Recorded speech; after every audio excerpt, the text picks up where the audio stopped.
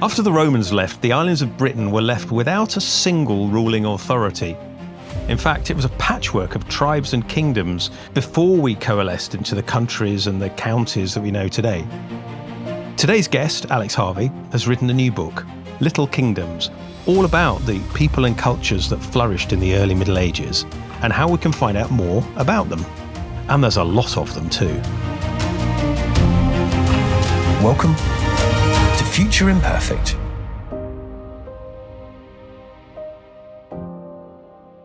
Hello everybody, welcome to another Future Imperfect with me, your host Jason Kingsley. I've got a really fascinating one today. It's an area of history that particularly interests me and intrigues me. And we've got a guest who's been on the show before, Alex Harvey.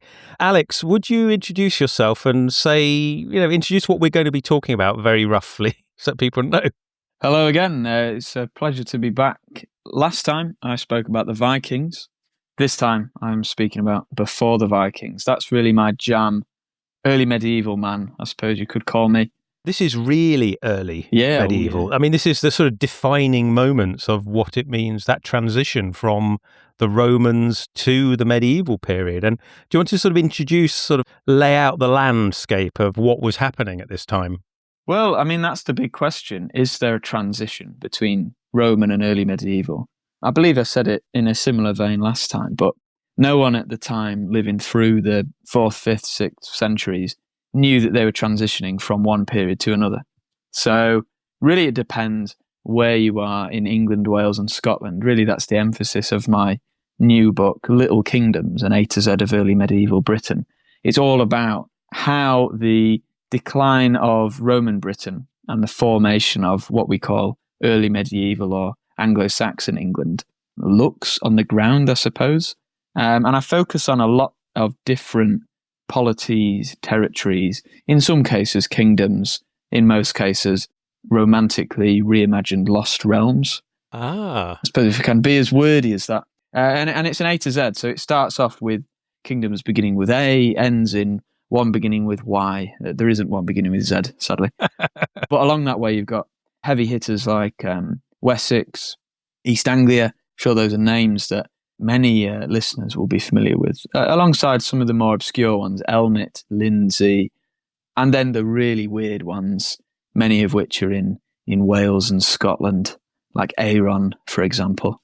And all of these polities are in some way Roman, in other ways, early medieval. Okay, well, let's just start at the beginning then. So we're talking about a landscape where, was there a decline of the Roman Empire? The Roman legions left these islands, didn't they? This is a very wealthy province of the Roman Empire. And then I believe there's, literally documents saying, right, everybody needs to come back to Rome because we've got problems. Is that what we think happened, that the authorities upped and left, or is that a massive oversimplification? I think it's what you call like a minor oversimplification. Okay. Whichever way you look at this period, you have to analogize to some degree because the written evidence isn't there. So you have to interpret either excavated sites or weird poems or omissions in international chronicles and extrapolate data from a number of sources and create a narrative yourself. Some cases it can be disastrous, other cases it can help. In terms of the vague beats there, we have a 6th century record of a historian called Zosimus writing about a 5th century military command, which is the one you're referring to, which is translated in a variety of ways. Normally, it's the Britons must look to their own defences, i.e. the Roman legions leaving the Britons on their own. But to read the source in that light is to, first of all, believe that there's a clear-cut binary between Romans and Britons in 5th century Britannia. By that point, the island's got 5 provinces. We're already 250-ish years into the constitution that makes all auxiliaries and all citizens of the empire true Romans in a sense. And also, when we say Roman, we have a certain aesthetic in mind. It's togas, it's bathhouses, colosseums. And the Romans in Britain really aren't subscribing to these visual kind of motifs by the 5th century. So it'd be quite difficult to identify, yep, you're a Briton, you're a Roman. Right. It's not a clear-cut binary. So to use that translation, I think, establishes problems. Another way of reading it is that it's not so much a case of all the military forces leave Britain, rather that the governorship, the rulership of those military forces goes to a regional model rather than looking over the channel, these units are over there. So things kind of start to look a little bit inwards. I kind of bat around 2 or 3 translations of that within Little Kingdoms within the book, and whichever one you read sometimes can reshape how we then view the 5th and 6th centuries.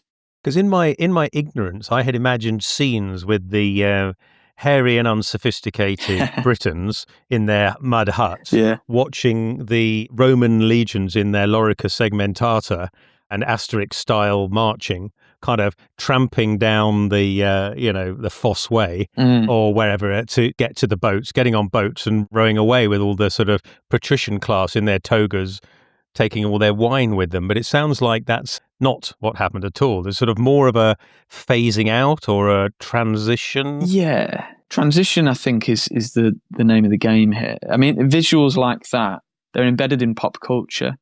In the 21st century, we can attribute a lot of that to films and so on. Right. But its roots somewhat lie in the now infamous 1776 rise and fall of the Roman Empire by, you'll know, Sir Edward Gibbon. Yeah, and those beautiful books that have those spines with the, I think for those who don't know, there's a classic edition of the Rise and Fall of the Roman Empire, and it starts with a perfect sort of column, and then each of the spines has more and more of a crumbled column towards the end. It's a classic image, classic. Yeah. But I mean, brilliant book, brilliant multi-volume book. I think it's 7-volume, the one you're referring to with the columns. But the 1946 reprint is the one with the column design that you're talking about. Okay. And that, I think, for many, especially in the West, has shaped this vision of the end of Rome, not just Rome and Britain, but the empire overall, in a post-World War II light. And military historians have often kind of, not all mind, but have likened Roman legionaries leaving Britain as like the last chopper out of Saigon or Dunkirk. Whereas the situations just aren't analogous at all. I think to really unpick the end of Roman Britain, we first have to understand what a Roman is. By the late 4th, 5th century, it's quite difficult to identify that archaeologically. So a growing kind of paradigm shift within archaeology at the moment, especially in the subdiscipline of kind of ethnic identity through objects, is that a lot of these material data sets that we might call Anglo-Saxon, like, oh, this is an Anglo-Saxon burial because it's got all of the Anglo-Saxon regalia we're used to. A lot of that might be, in some ways, conceptually Roman because it's carrying the same aesthetic messages. It's just been transmuted through like a couple hundred years and different style changes. So it goes back to this core debate, which I don't think will ever end. Indeed, long may it continue, of was there a linguistic wipeout of the Britons, an invasion of Anglo-Saxons, or was it a fashion shift over a much longer period? And that goes back to the Romans, I suppose. The common root there is a Roman past for both of those parties. But what about the written record then? But did that change? Because I've often thought that the Dark Ages as a title was sort of a reference to lack of or scarcity of written sources. Even though Dark Ages is now quite out of fashion, I think it's quite poetic, but I think it's also slightly inappropriate in that, no, there's some quite beautiful works that come out of the Dark Ages, beautiful, but, Yeah, light shines brightest in the dark. Yeah, which is really interesting. But is there a paucity of sources compared to other periods? Does it go from tons and tons and tons of written records that we can recognise, almost to the point where we've got so much it's boring?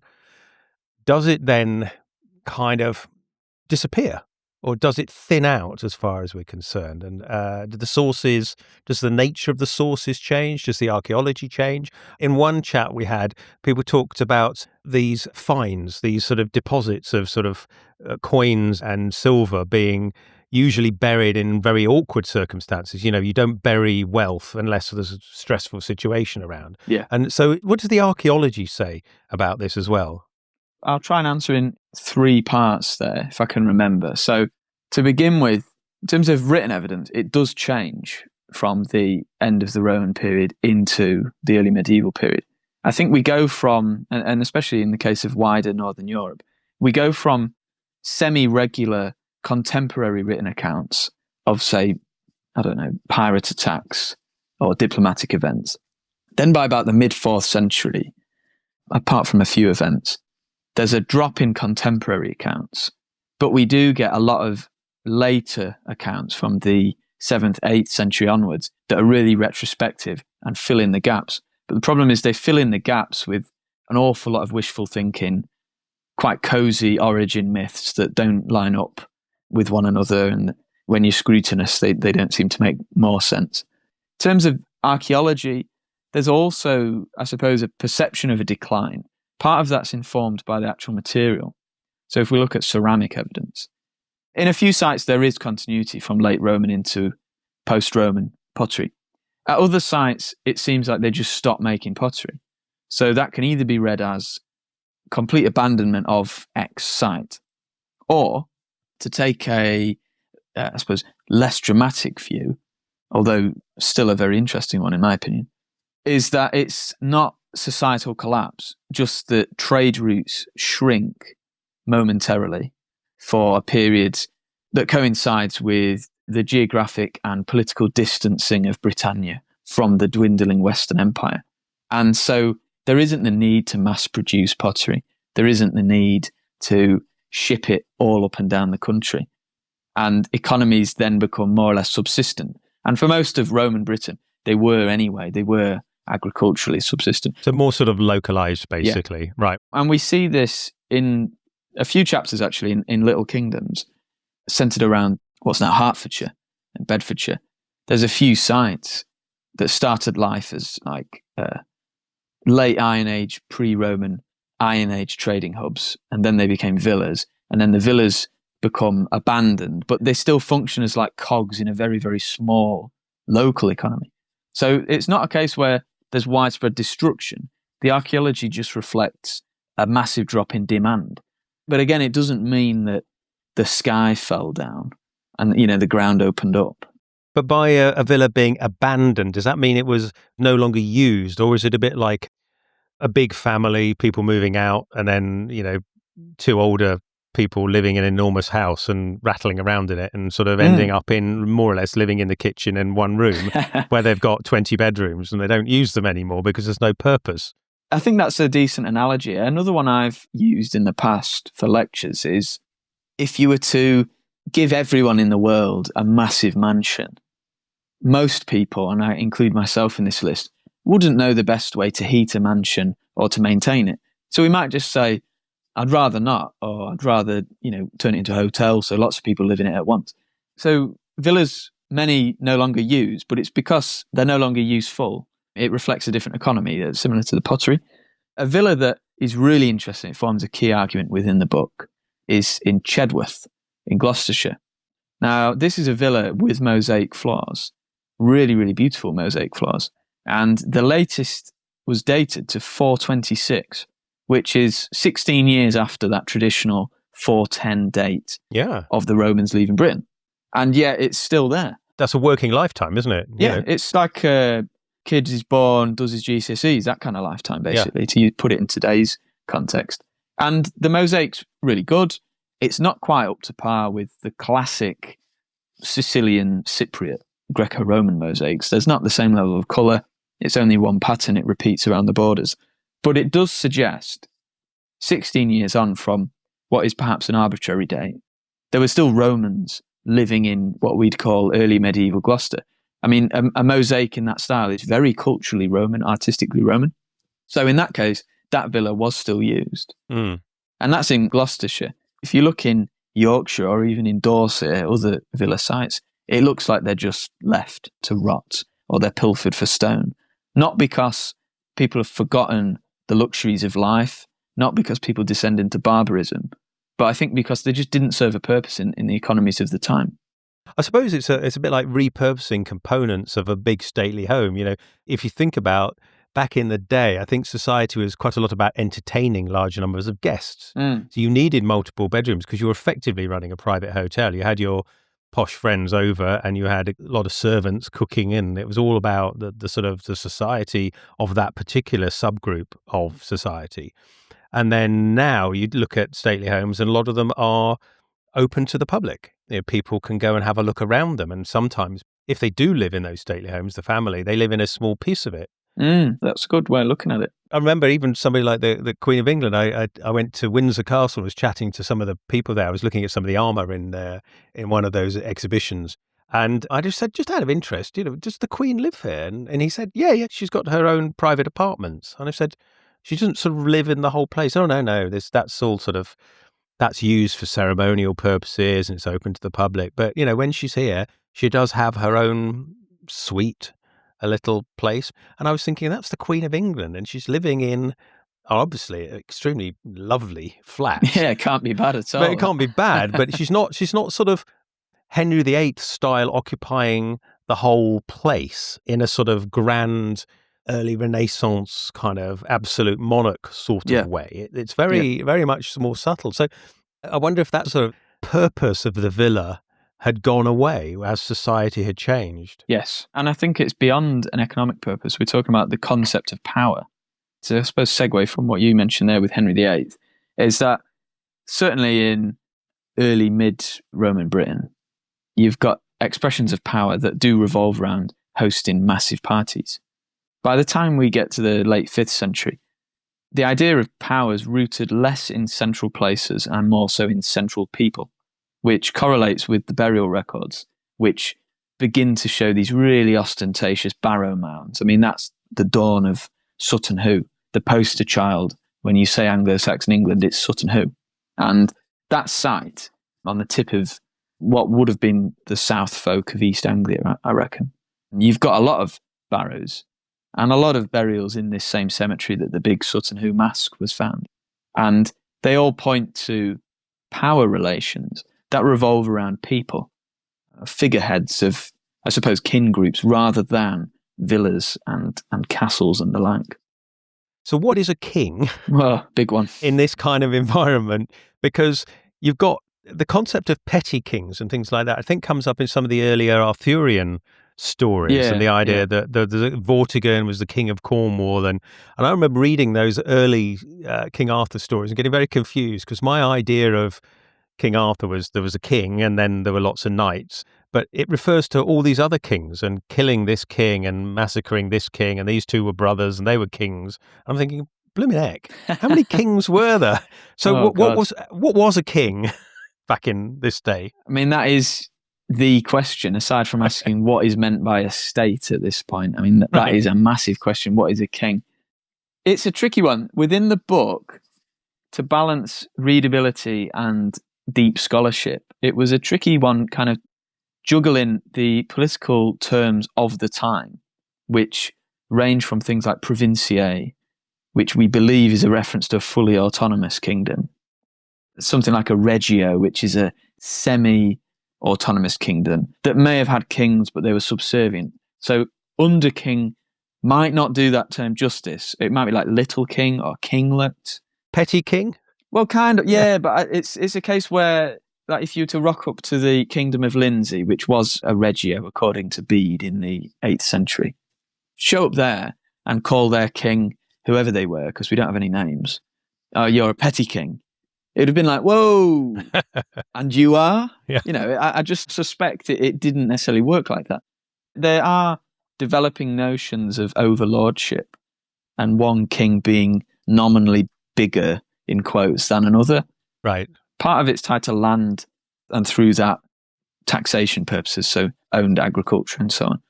That's from the mid-7th century onwards. But earlier than that, which my book deals with as well, it's very difficult to separate who's a warlord and who's a king.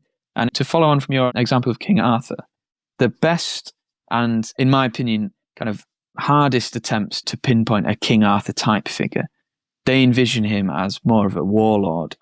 And that's using the earliest sources that mention Arthur, which is only one poem for our time, divorced from this whole Camelot aesthetic with knights and so on, which is a high medieval concept. This is a King Arthur who's a warlord, and there would have been lots of battle leaders.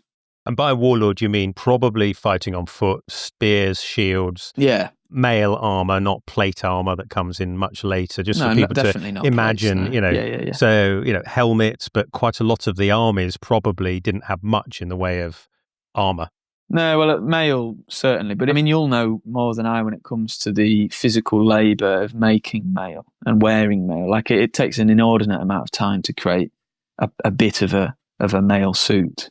And certainly early medieval, they're not kitted out in full body gear. Yes, and it rusts as well. This is one of the problems. You need to wear it or have it clean, roll it in a barrel of sand, and it rusts. It can almost rust overnight. It's really annoying stuff, but it's also magically protective, for most of the combat of the time. So, yes, I just want to sort of establish. So a king might rule over how many subjects in this period? Are we talking about, we're not talking hundreds of thousands of people, are we? We're talking about populations of a few thousand, maybe? Probably, but it varies. So a really good source is it's a manuscript we call the tribal hideage. It exists in a few recensions that all post-date the early medieval period, but they contain information that may be authentic to the 7th century.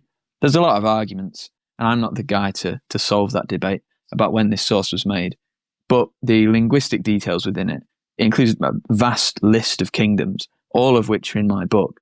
And alongside these names is a reference to a value called a hide, which is effectively a single family's bit of land, maybe a cow or two, ready to be taxed. So one hide equals a pocket of land.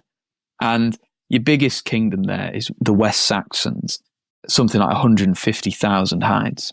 So there isn't an exact science for pinpointing what one hide is equivalent to in today's terms, or even Doomsday Book terms. Although many have tried. It's an admirable effort, but it's not an exact science.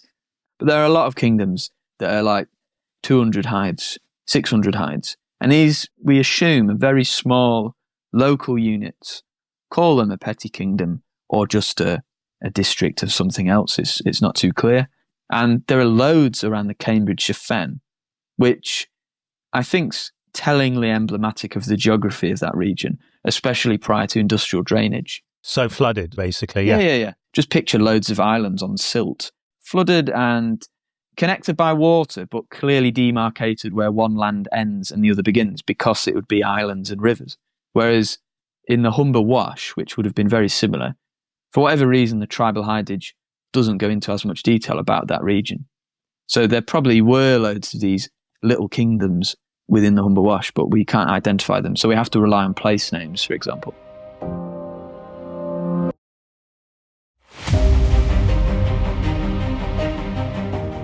So do you think the word kingdom and king is probably kind of in some ways a bit of a mistaken kind of identity in a way? I mean, because the modern person thinks of a king as in charge of a country, basically, or an empire, I suppose. Yeah. And so we reflect that. I mean, in fact, we're talking about tribal leaders in a way, big village. You're talking about somebody who's in charge of a small town, really. Well, that's the thing. I mean, tribe is another word, which I think it carries with it a certain image in your head. You say tribal leader, naturally someone thinks, oh, right, so no power. Whereas you say king and it's, whoa, okay, we're talking. Yeah. There's so many different ways to describe these leaders. And I don't think there's a correct one or an incorrect one. Each one has to be given with certain caveats or explanations after the fact, which a large part of my book is dedicated to.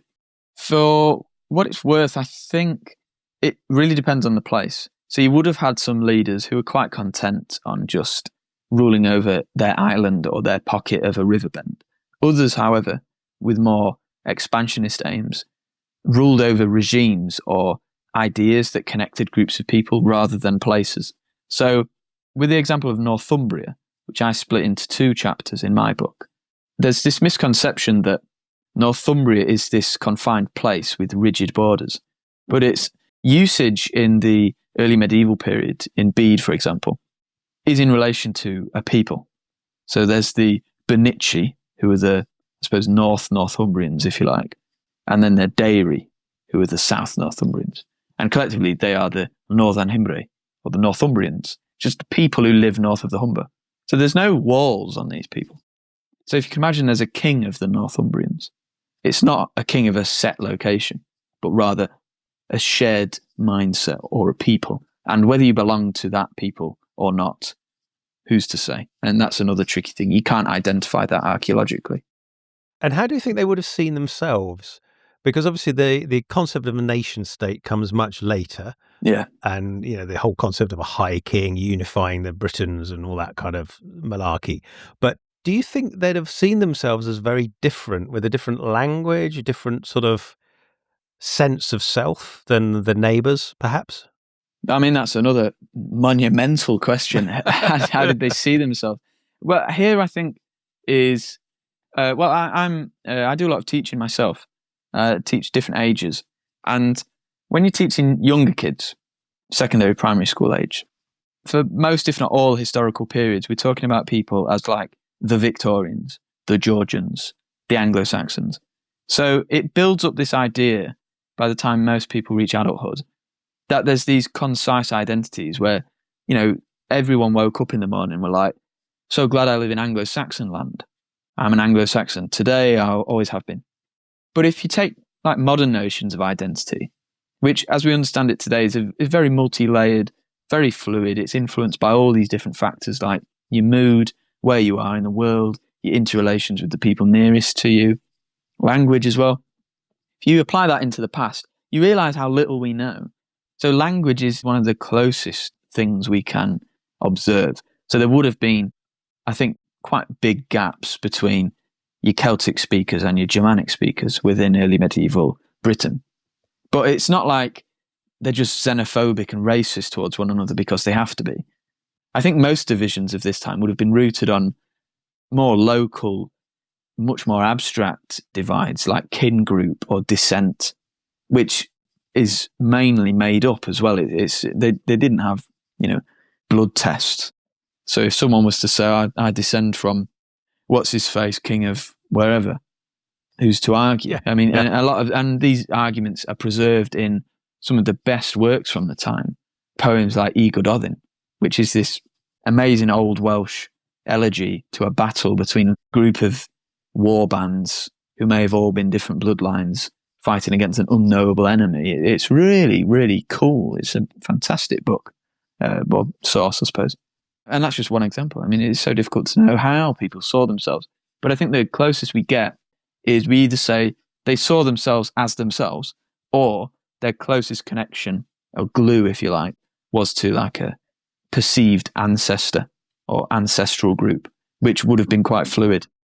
And you also have that phenomenon, which is your next door neighbour you can whinge and moan about and hate until there's a further person that comes in that threatens you both, and then you're best of friends now. Yeah. And then there's somebody else from the outside that circle that's different to the three of you, and it kind of goes like that. And it just, human nature is the strangers are the baddies, and I might get really annoyed of my neighbour, but at least he's my neighbour. Yeah. And I presume it was sort of broadly similar. And I would imagine the boundaries were very porous as well between the nations, because as you say, there was no infrastructure there's no passport or equivalent of needing permission, I don't think, to travel. So the people that lived one side of a stream and the other side of a stream, or the other side of a road, they'd probably shade into the other places. And if somebody said, so who's your king again? It's like, depends. Yeah, you say, who's yours? Yeah, well, exactly. It's that one then. Yeah, I mean, that's brilliant. I mean,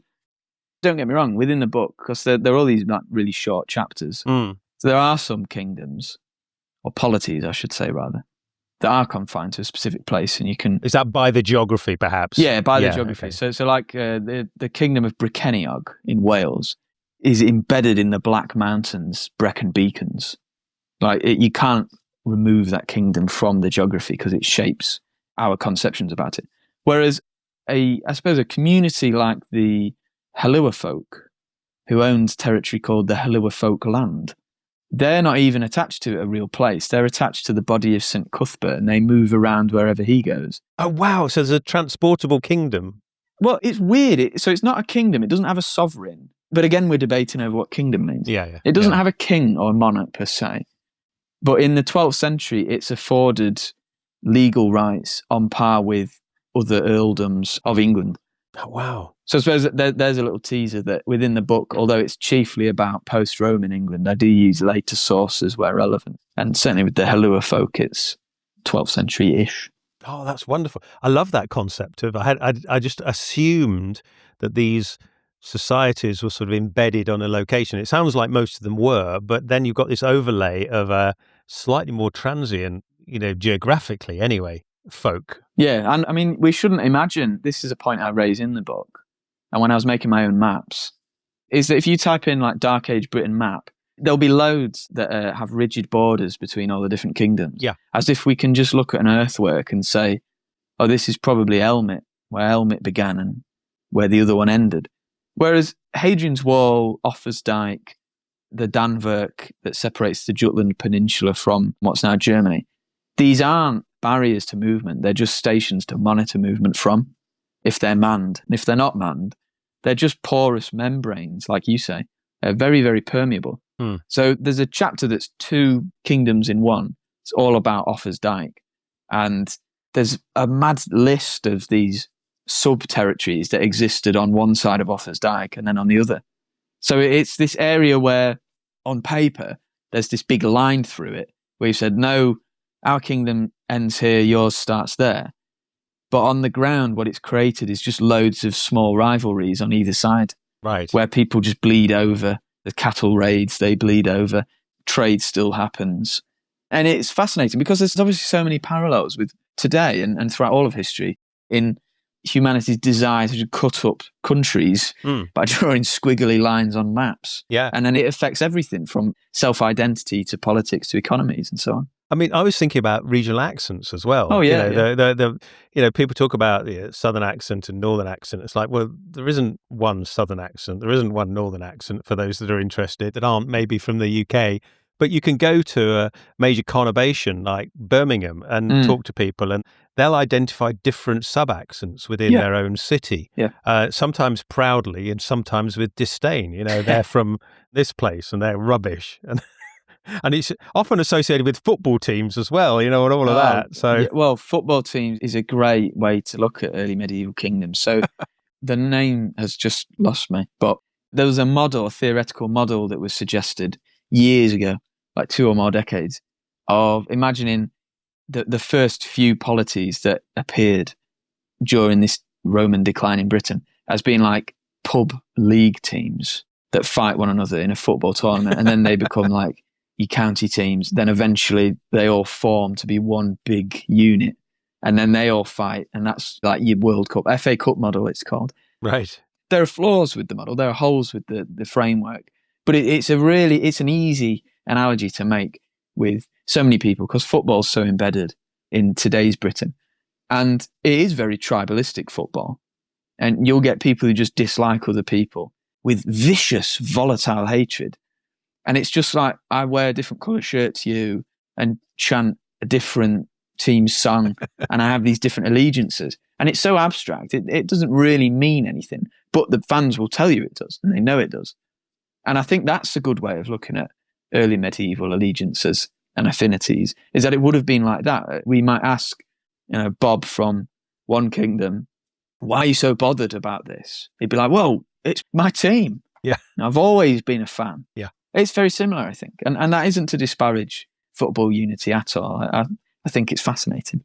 I think it's helpful to understand it that way because you typically think of kingdoms as lines on maps, as you said, Exactly. and those lines are absurd. And that's not, you don't think of football supporters as lines on maps. No. They're very much not. They are geographically, possibly a bit geographically centered, again, but vaguely. And there'll be lots of people that support Liverpool that don't live anywhere near Liverpool, and I think it's a really interesting kind of brain model to have about these kind of little kingdoms, as you said, and I think that helps us understand, and it also creates a sort of an image of, imagine walking through this landscape. Imagine you're some kind of trader. How do you think it would be? You'd go into a kingdom with your goods that you're selling. Would the language be substantially different, or would it be similar-ish? How do you think it would work if you were a traveller going to this sort of landscape? It depends where you're travelling from. So when you say trader, my mind immediately thinks of Frisians, who I suppose are the early medieval equivalent of the Dutch. They're based in an area that is modern Friesland in the Netherlands, but it was slightly bigger, covered most of the Low Countries. So Frisians were synonymous with traders. And the language they spoke, Old Frisian, contains myriad overlaps with Old English and also a few with Old Norse. So already you'd be able to have like a trade talk. Now in the penultimate chapter of Little Kingdoms, I focus on the Isle of Wight, which had its own kingdom, the Witwara. And the linguistic evidence from there, which is all place names, is really bizarre. It's like an Old English / Old Welsh name, which is Germanic and Celtic at once, right? Which is quite rare. It's an odd mix because they don't come from the same family tree. So the potential overlaps are far and few between. And what that suggests is that on the Isle of Wight, if you view it as a microcosm of the whole British Isles, is you probably got a polyglot, multilingual trade talk developing. So loan words, a lot of haggling, gestures, like, hey, 5 of these. Counting on fingers, 5 of these, 1, 2, 3, 4, 5, and point to like a barrel of some stockfish or Baltic amber or some ivory bag rings from Africa. And you would have had travellers from Africa, speaking of the bag rings. The linguistic overlap there, God knows how that was figured out. But a common factor would have been Latin. People were a lot more Latinate than we suspect because the written evidence goes down. But it doesn't mean that a form of what's called late spoken British Latin wasn't quite pervasive. There's a recent book on this, again the name slipped me by, that came out last year that was really, really well researched, meticulous, and Britannia was one of the provinces the language evidence looked at. Oh, so there might have been a kind of overarching trade language. People might have actually been not bilingual as such. Well, some people might have been multilingual, but the idea that there was a sort of a language that everybody shared, lingua franca. Yeah, and I think this language would have been, it's not just words. I think language encompasses a lot of other things like symbols and costume and numbers as well. So there would have been elements of languages that lots of people could borrow from. And also, if you can speak multiple languages at this time period, you're an asset.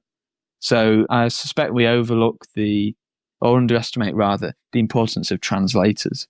Not just for international relations, but in market towns. Like imagine how useful it would be if you had someone wandering up and down a pier, translating everything. And then they'd probably charge a cut, like, I helped you out here, I'll have 5 of your stikers, please. I think that's wonderful. So they could have potentially even been a different education level or something, and maybe, not necessarily a priest class, but I was reading about scriveners and professional writers in the high medieval, and people, whilst they weren't literate, they weren't illiterate necessarily, they weren't good at writing. So it's basically like going to a lawyer to do a conveyancing today. We can all, mostly we can read and write, but we don't have the skills to write the sort of proper words in the proper way that the officialdom needs. Exactly. And back then you go, I want to write a letter to the courts because somebody's stolen my cow. And you go, okay, this is how you write it. There's all the formal stuff at the beginning, and this is how you plead, and this is all the things that you say. And so the idea that there might be somebody who saw themselves as more educated, perhaps a bit more Roman, might they have thought of themselves as a bit more Roman because they speak multiple languages perhaps, and they speak this old language, Yeah, and there's, as we still see today, there's power in rooting oneself in a perception of a past. Like, the grass was greener back then, I'm closer to the good old days than you are. It's nostalgia and all that. And we still see this phenomenon today. Speaking of scholars and multiple languages, and like people being more Roman than others, one of the few sources we have that's roughly contemporary with, I suppose, what you call Dark Age England, is a chap called Gildas, who wrote On the Ruin and Conquest of Britain, which is a really hilarious source. It's so over the top, destructive. Guy Halsall has written a really compelling argument that it shouldn't be read as a narrative history from A to B. Rather, it's like 3 or so cyclical biblical narratives in one, and they're all telling the same thing just in different ways. And it's like a retelling of bits from the Bible and the story of It's apocalypse. a sort of fictionalization. Is it a kind of, exactly. as it like we might have based on a true story kind of thing that might go on? Inspired Yeah. by true events, but it's got a dragon in at some point, that kind of thing. So once you read Gildas like that, it opens up so many more possibilities for dialogue. And, what is history if not discussions on top of discussions? And a lot of the things Gildas says is about how like pig ignorant some of his neighbours were. And he really goes in on them. Gildas' source on the ruin is so funny because he's so angry. And that anger's 1,500 years old. Right. And whether it's rooted or well-informed is another question. But he genuinely is furious. I can imagine him with his quill like, yeah. Maybe breaking quills in his anger, and I've broken another. Christ! Yeah, I mean, he goes on about the Picts, he goes on about the Saxons, name not be spoken, he says. But he moans even more about his fellow Britons, some of which he describes as like the Romans did a bad job in civilizing them. Right. But not me, not Gildas. I'm closer to that beautiful past. Yeah, the others are all ignorant peasants, and I'm beyond peasants. The others are like incest. Oh wow, cannibals. Oh, so proper going pirates. For it. Yeah, yeah, just yeah. And this source he paints roughly five rulers in a particularly bad light, and they're given names, some of which might be titles or full names, and there are some of a few figures from this time period. But he doesn't situate any of them really in a geography that we understand. So again, one of the problems with the source, we don't know where he's talking about. It's probably Cornwall and Wales, but we don't know. So what about coins and things like that? Did these small areas have the same money, or were they reusing the Roman coins, or is it a transitional period again? There is a monetary transition. For the bulk of my book, because it's 5th, 6th, 7th century, the coin evidence is hybridized between reuse of Roman currency, some of which was done symbolically rather than functionally, and then your first transferable North Sea currencies, I call them, the shatters, which are these silver pennies, would have been called pennies probably at the time, that are worth their weight in silver. And they're really small. You could imagine like pouches upon pouches of them. And one thing I've come to learn through university way back yonder and in the years since is that the coins don't lie. It's one of our purest forms of evidence, is that coin distribution maps, which take ages to make, tend to be the closest we've got to establishing networks and taxation zones, if you like, trade centres, because there's so many just dropped loose change that overall it builds up a blurry picture of population movement. So coin evidence is really helpful for this period. One thing I think coins are also quite interesting for is that depending on where they're minted, they depict the faces or symbols of rulers. And in some cases for this period, it's rulers we don't otherwise hear of. So there's a coin I mention in a chapter that corresponds with modern day Huntingdon and near Peterborough. And on this coin is a squiggly figure and a name that's in reference to a king we don't know, like where he ruled or... That's the only historical reference we've got. Well, it's a few coins, yeah. It's just like, it's probably some East Anglian petty king. But how large their dominion, for how long they ruled, who knows? That's the one fragment of existence we know. That's it, yeah. For that particular person. Yeah. That's really fascinating. Well, look, we're almost out of time now. Was there anything else you wanted to let our listeners know about the book or things we've missed out from my questioning? Yeah, well, I mean, this has been a really fruitful conversation. I think it reflects the nature of the book and this time period, is that it doesn't neatly go from beginning to end, as you can with the Viking Age. So when I wrote my previous book, Forgotten Vikings, that was a narrative history of a period. I started it much earlier than many other books and I ended it slightly later, but it is kind of A to Z. Whereas, ironically, this actual A to Z book, Little Kingdoms and A to Z of Early Medieval Britain, it flips backwards and forwards in time and deals with all these different forms of evidence. Because the Dark Ages, if we stick with that term, at most I think all I can do is suggest a lot of different beginnings. And these are beginnings that are different depending on where in the country you are, from Gloucester to Northumbria to Wessex, wherever, or the Isle of Wight. So the book is really different. Instead of 10 big chapters like my previous, it's 62 tiny chapters. I think the shortest is a paragraph, the longest is 8 to 10 pages. And each one gives a flavour of a kingdom, be it Kent or Lindsey or Lloydis. And they're all accompanied by maps or illustrations that either detail a key find, a landscape feature, or a vibe, I suppose. I love the idea that some of these are they've almost dissolved away into history. It might be a coin or a reference. They've just gone. And others are just solidly on the map. Northumbria, still there. Yeah, and Elmet as well is on road signs still. Right. If it's the same Elmet we're talking about, which is one of many discussions in the book. And then what do you think, we won't have an answer for this, but what's going to be left in another 1,000 years of what we recognise today? And what will London still be London? I think there's a fair chance it will, because that's pretty solid. Yeah. But smaller places, will they have just sort of dissolved into the landscape, and will there be no records left of them anymore? I find the sort of overlaying the past to the future sometimes quite fun. What will people say about us? And records. I mean, it's different now. We've got lots of digital records, although the whole issue with digital records not living, Well, I mean, the permanence of digital records is obviously another question, which I assume could fill a whole hour. I suppose the final comment I'll make is, in your classic zombie apocalypse, whatever post-nuclear sci-fi scenarios, if we just zone in on the UK, the motorways, divorced of cars, would take on that shape the Roman roads did in the post-Roman period. They would remain the easiest thoroughfares to get from A to B, because they're mostly straight, they're quite flat, you don't have to de-weed them, and they don't rely on constant footfall to stay embedded in the landscape. Whereas your B roads, your farm tracks, they disappear within 100, 200 years. But something like the M1, that's not going anywhere for a long time. It might get cracks, it might bend and distort like the Roman roads did. There might be a tree that falls on it. It might flood, but it's going to carve a line through the landscape. And I think you'd find most post-apocalyptic polities formed on axes of those roads. Wonderful. That's a lovely way of ending it. Thank you so much, Alex.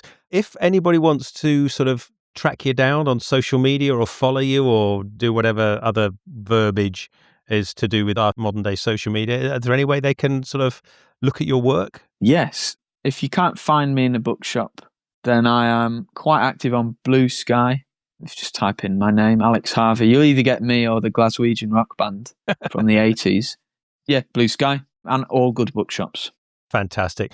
Thank you so much. We definitely could have talked for an awful lot longer about this, and maybe we'll come back to this, because I'm fascinated by the sort of human experience of what it must have been like to be living through what on hindsight seems to be very traumatic period in history, but possibly for the individuals it was just business as usual. Yeah, I'll go farm my sheep. Yeah. And I'm loyal to my football club. Wonderful. Thank you very much. Thank you.